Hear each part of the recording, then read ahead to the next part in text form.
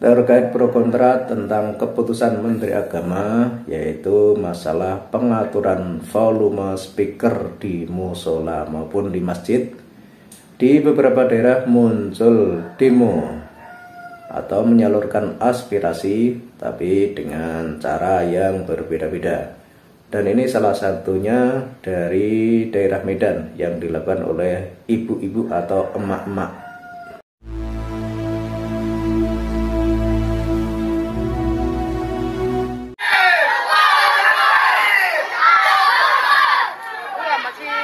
Mereka berdemo sambil membawa spanduk dengan gambar seekor anjing, kemudian kepalanya adalah kepala Gus Yakut.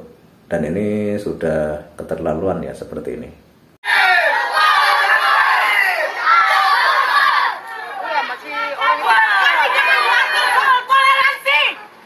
Kami paling bertoleransi kepada semua makhluk, termasuk binatang dan tumbuhan. Dan jangan anggap itu rasa hati kali ini kami sebagai kami radikal.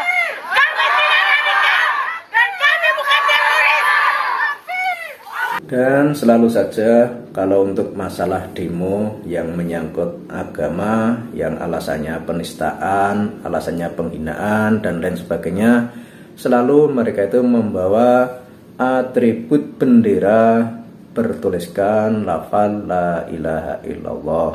Dan itu adalah bendera, kalau di Indonesia itu identik dengan bendera Hizbut Tahrir.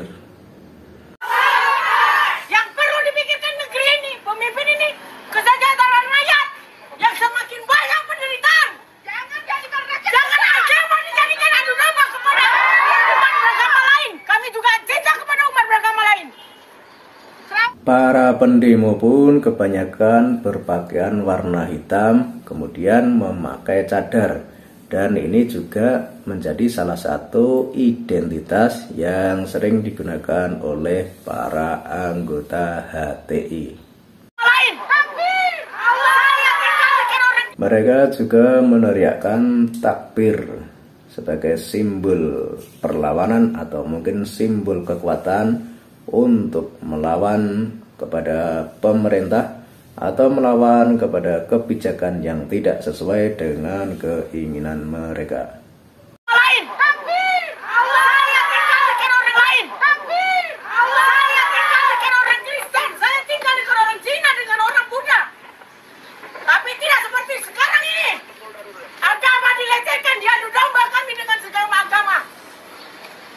Mereka juga tampak emosional ya, menyampaikan aspirasinya itu mengandung nada amarah dan emosi lah.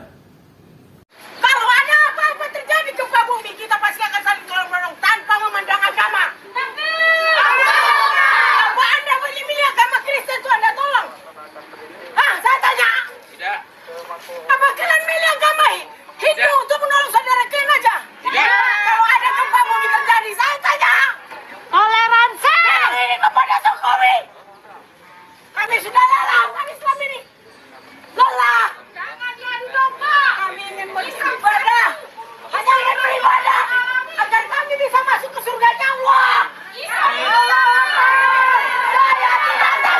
Kasihan ya melihat mereka itu, dan lebih kasihan lagi jika mereka melakukan hal tersebut hanya karena disuruh seseorang, atau mungkin karena mereka termakan berita bohong, berita hoaks yang sering dikemas oleh para pembenci pemerintah yang tujuannya agar terjadi demo besar-besaran di tanah air.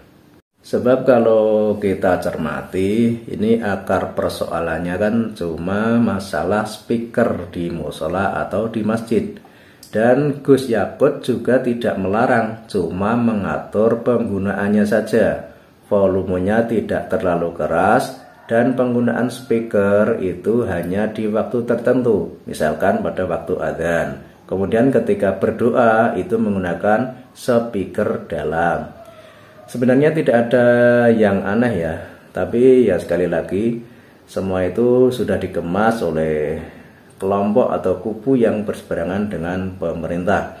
Bahkan belum lama ini yang namanya Roy Suryo itu juga membandingkan menganggap Gus Yakut itu membandingkan suara adzan dengan suara anjing.